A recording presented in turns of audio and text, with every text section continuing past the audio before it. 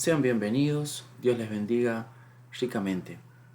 Vamos a comenzar una serie de la trilogía de Lucas 15, donde se encuentran tres parábolas que habla acerca de lo que se ha perdido y es hallado. En Lucas 15 tenemos tres parábolas, las cuales vamos a estar enseñando a partir de esta serie, de esta trilogía, como les decía anteriormente, donde se encuentra la parábola de la oveja perdida, la parábola de la moneda perdida, y la parábola más conocida, quizás entre estas tres, es la parábola del hijo pródigo. Pero en esta oportunidad vamos a comenzar con este capítulo de Lucas 15, con la primera parábola, que es la parábola de la oveja perdida. Por eso vamos a leer desde el versículo 1 al versículo 7. Y dice así: Parábola de la oveja perdida. Se acercaban a Jesús todos los publicanos y pecadores para oírle, y los fariseos y los escribas murmuraban, diciendo: Este a los pecadores recibe, y con ellos come. Entonces él les refirió esta parábola, diciendo: ¿Qué hombre de vosotros, teniendo 100 ovejas, si pierde una de ellas, no deja la 99 en el desierto, y va tras la que se perdió, hasta encontrarla? Y cuando la encuentra, la pone sobre sus hombros gozoso, y al llegar a casa reúne a sus amigos y vecinos, diciéndoles: Gozaos conmigo, porque he encontrado mi oveja que se había perdido. Os digo que así habrá más gozo en el cielo por un pecador que se arrepiente que por 99 justos que no necesitan de arrepentimiento. Muy bien, por lo general se suele pasar de largo el versículo 1 y el versículo 2. Y es por eso que a veces no podemos entender bien cuál es el origen de esta trilogía. Así que debemos prestar atención al versículo 1 y versículo 2, que van a disparar tres parábolas para responder qué es lo que responder a esa inquietud, ese prejuicio, esa duda y esa conducta que tenían aquellos que estaban en contra del mensaje de nuestro Señor Jesucristo. ¿Quiénes eran ellos? Eran los publicanos, eran los fariseos que hablaban mal y tenían esa controversia porque Jesucristo se estaba reuniendo con los publicanos y los pecadores. A pesar de las dificultades del mensaje de Cristo, si nosotros damos vuelta la página, o quizás, dependiendo de la Biblia que tú tengas, pero allí en Lucas capítulo 14, el Señor Jesucristo nos había hablado acerca de una parábola. Era la parábola de la gran cena. En el versículo 24, estoy diciendo esto para darles más contexto y para que puedan entender cómo llegamos a ese Lucas 15 y cuál es la respuesta de los escribas, de estas personas instruidas, de los fariseos, que están en contra del mensaje de nuestro Señor Jesucristo. Y esa parábola de la gran cena nos dice muchísimo. Por ejemplo, en el versículo 24 dice: Porque os digo que ninguno de aquellos hombres que fueron convidados gustará mi cena. Aquellos hombres que fueron convidados, es decir, los que rehusaron acudir. Si ustedes leen toda la parábola, hay personas que deciden no ir, son invitados y no quieren ir a esa gran cena, representación del reino. ¿Quiénes son los invitados? Bueno, al despreciar la invitación divina, Israel, quien es invitado, San Juan capítulo 1 dice: los suyos vino y los suyos no les recibieron. Quedó excluida del banquete. Ese banquete que hoy en día podemos ver que se lleva a cabo a la luz de la iglesia de nuestro Señor Jesucristo, que va a comenzar esa nueva religión judeo-cristiana que es instituida y se origina en la persona misma de nuestro Señor Jesucristo, quien es Dios mismo. Al despreciar la invitación divina, Israel quedó excluida del banquete. El juicio del Señor contra ellos selló la decisión que tomaron por voluntad propia. La mayoría de ellos murieron como resultado del juicio divino a mano de los romanos en el año 70 después de Cristo. Mateo 24, ustedes recordarán cuando el Señor Jesucristo está ahí con sus discípulos. Él está a una semana de su pasión, o ha entrado en realidad a la semana de la pasión, y los apóstoles le muestran el templo, le dicen qué bonito que es. Jesús lo mira y le dice, de cierto les digo que de este templo no va a quedar ni siquiera una roca. Esa profecía ya se ha cumplido. 70 años después mueren muchos judíos. Lo escribe el historiador Josefo, quien es judío, y dice allí en sus escritos que millones de judíos murieron en manos del emperador Tito. Bien, entonces vemos a la luz de Lucas 14, en esa parábola de la gran cena, cómo Jesucristo, su mensaje, el mensaje de nuestro Señor Jesucristo, tiene una dificultad para los judíos. No es creído para ellos. Entonces los excluidos de la sociedad se sentían atraídos a él, al mensaje de nuestro Señor Jesucristo, mientras que los líderes religiosos estaban cada vez más determinados a matarlo. Es por eso que esta trilogía nos enseña cómo Dios es un Dios que está interesado en salvar pecadores. Él está interesado en salvar a los pecadores, y eso es lo que va a ilustrarse en estas tres parábolas. Bien, dice el versículo 1, se acercaban a Jesús todos los publicanos y pecadores para oírle. ¿Quién eran los publicanos? ¿Y quiénes son esos pecadores que ilustra allí? Bueno, uno puede decir todos somos pecadores, sí, pero acá la Escritura es una referencia a aquellos que están excluidos por los religiosos, aquellos que son contaminados según algunos. Entonces son personas despreciables. Hay una parábola en Lucas capítulo 10 que es una parábola muy conocida, una parábola conocida más allá del ámbito religioso, cristiano. Es la parábola que ilustra del buen samaritano, donde nos deja una reflexión muy profunda, más allá de todo, que es como una persona que no es del pueblo judío, no es un levita, no es un sacerdote, tiene compasión por una persona que ha sido violentamente atacada, y es esa persona que va a ayudar al que ha sido atacado, y nos deja una gran enseñanza. Y eso también es un mensaje muy fuerte para la época en la que vivió nuestro Señor Jesucristo. ¿Por qué? Porque un judío, aquel que es portavoz de Dios, no se juega el pellejo. De hecho, el escriba es el que le hace esta pregunta y Jesús le contesta con una parábola, tratando de justificarse a sí mismo, de decir quién es mi prójimo. Y eso es una parábola que ilustra el desprecio que hay hacia los pecadores, el desprecio que hay hacia los samaritanos, es decir, idólatras. Y eso es un mensaje fuerte para nosotros como cristianos, de decir, no, yo no voy a acercarme a un homosexual porque él simplemente es homosexual.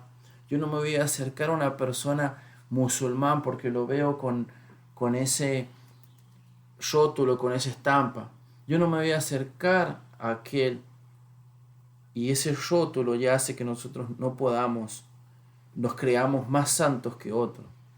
Eso es lo mismo que estaba pasando, y Jesucristo va a enseñar una trilogía de parábolas que va a sacudir la mente de los fariseos y de los escribas.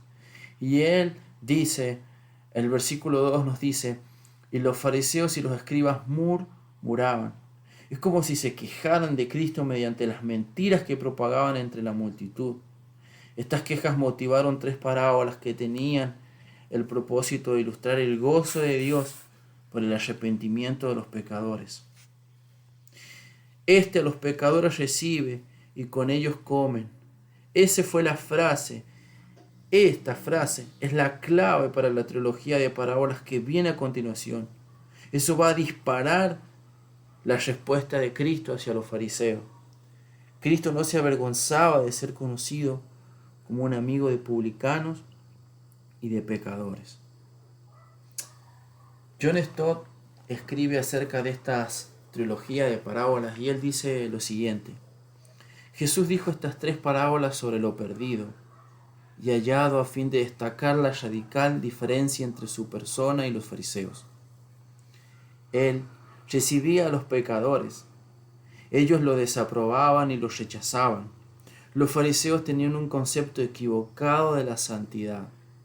Pensaban que iban a contaminarse por el contacto, de modo que guardaban distancia.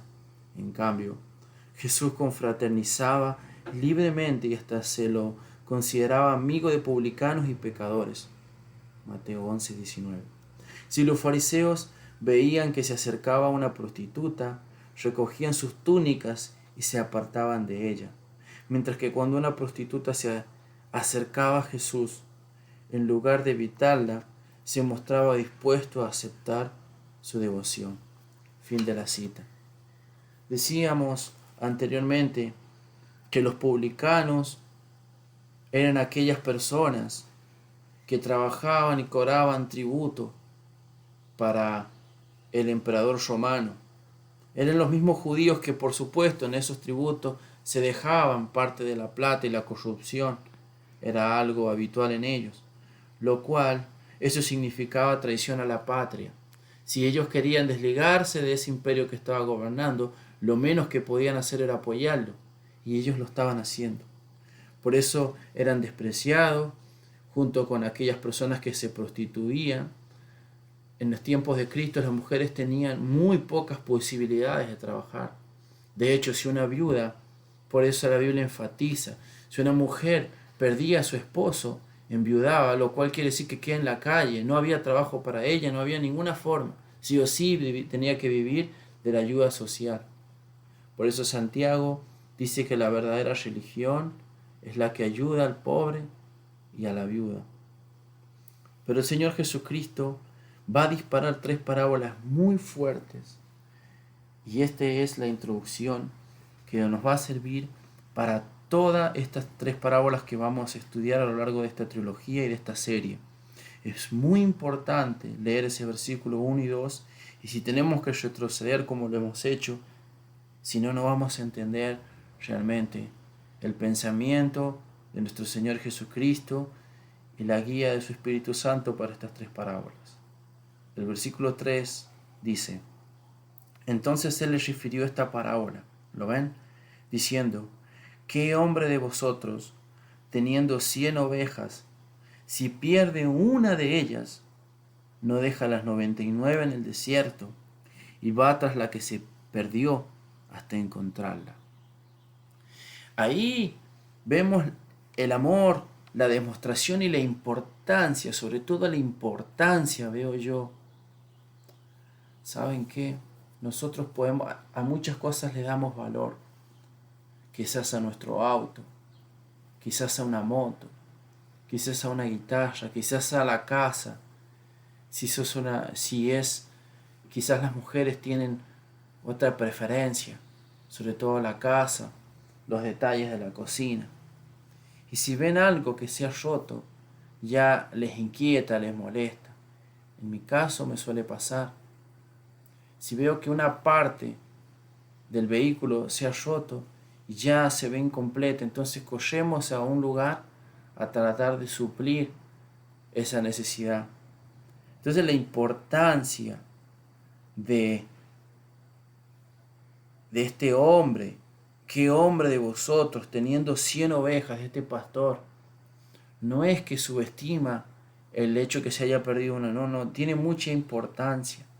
Y cuánto más para nosotros ver a una multitud, ver a personas que están como ovejas sin pastor. Pero aquí vemos que el pastor tiene 100 ovejas, la representación de aquellos que necesitan ser ministrados por un líder espiritual. No deja la 99 en el desierto.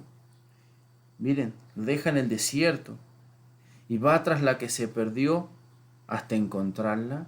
Y él les hace una pregunta y les dice: bueno, ¿acaso estas personas, quienes son publicanos y pecadores, no son parte del pueblo de Israel? ¿Acaso Zaqueo, que fue un publicano, no era parte de Israel? Jesucristo lo dijo, que él también era parte de la casa de Abraham, parte de la casa de Israel. Y por eso la salvación hoy ha llegado a tu casa. El versículo 5 dice, y cuando la encuentra, la pone sobre sus hombros, gozosos.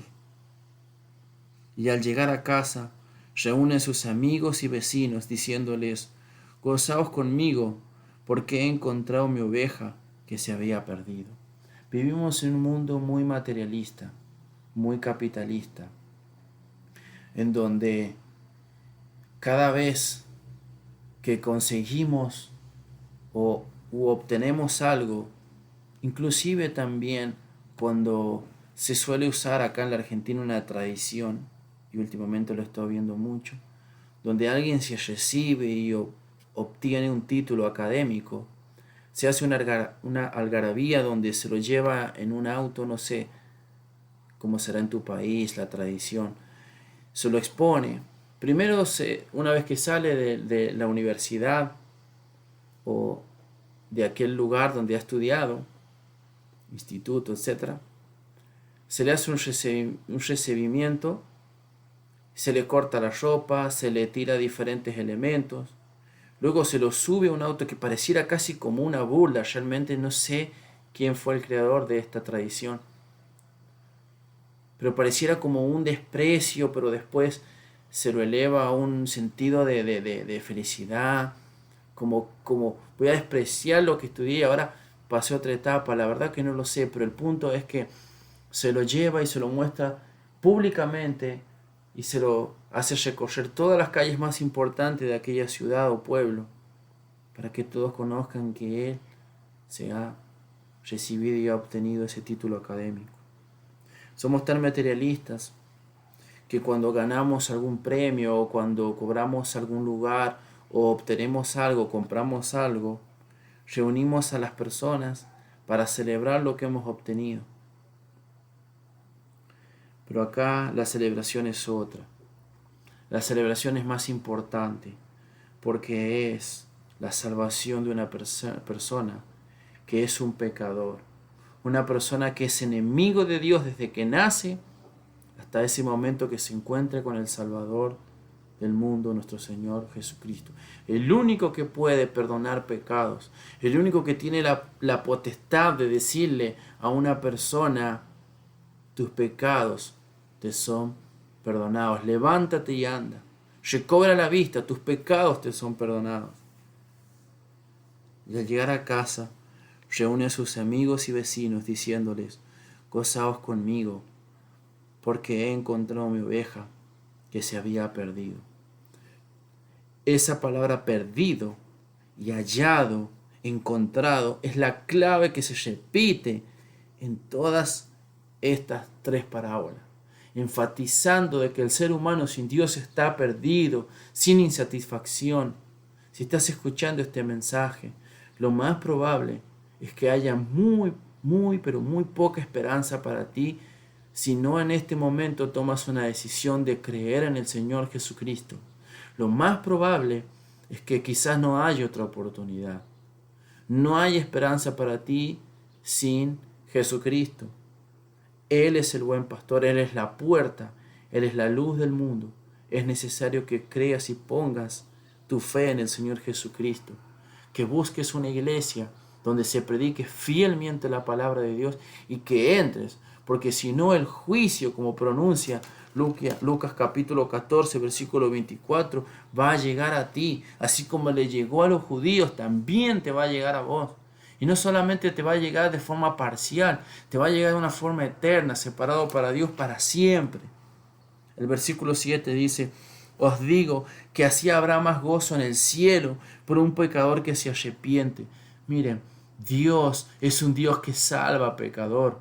Dios es un experto en salvar pecadores. Dios no salva a personas justas porque no hay ninguna persona justa. Y los fariseos se creyeron justos. Por eso, de una forma irónica, Cristo dijo que por 99 justos que no necesitan de arrepentimiento.